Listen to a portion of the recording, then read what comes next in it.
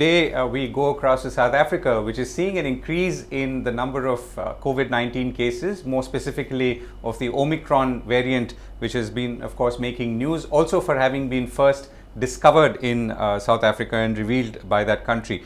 Now, the number of cases in South Africa is roughly around 19,000 a day, also going back to the peaks it has seen in January and July of 2021, which is a little bit worrying.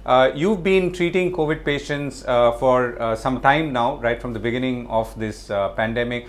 So tell us about what you are fundamentally seeing different this time from the earlier Delta variant patients that you were treating earlier.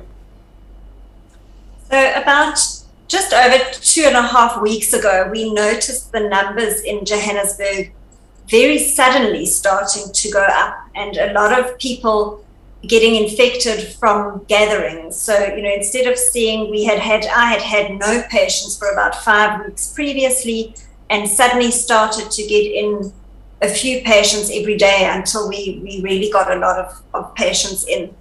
What we're seeing with Omicron, what seems to be different in this wave that we're experiencing in Johannesburg and in South Africa, is that the cases are really, at the moment, much milder than what we've had with previous waves.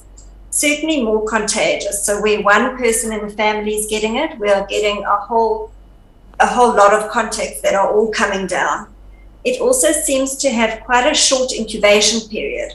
So we are generally seeing people getting symptoms within 2 to 3 days after exposure, up to about 5 days. And that's a bit shorter than what we were seeing with Delta. With Delta, sometimes it would take 8, 9, even 10 days for the people to get symptoms.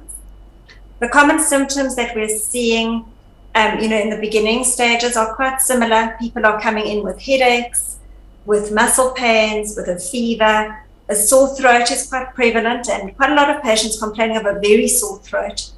A cough, dizziness, some of them with vomiting, that type of symptom. So very similar to what we were seeing before. What's different is that they seem to not be deteriorating to the same extent as patients with Delta. So with Delta, we were seeing patients starting to deteriorate already from day 5, day 6, day 7. A lot of patients already had COVID pneumonia. We're really not seeing that to anywhere near the same extent with Omicron.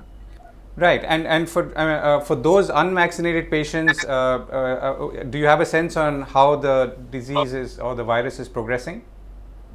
So I think it still appears to be milder at this point in time, but it's still quite early. So we've only had Omicron for just over 2 weeks. In fact, it may be around 2 weeks.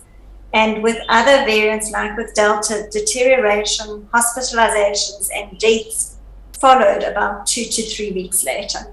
So while the feeling is that we're seeing milder disease, and at the same kind of stage, there are less people going to hospital, it's just, I think it's not 100% correct at this stage to say it's definitely milder and definitely causing less hospitalizations. It's looking that way, but I think we still need a couple of weeks before we can say that definitively.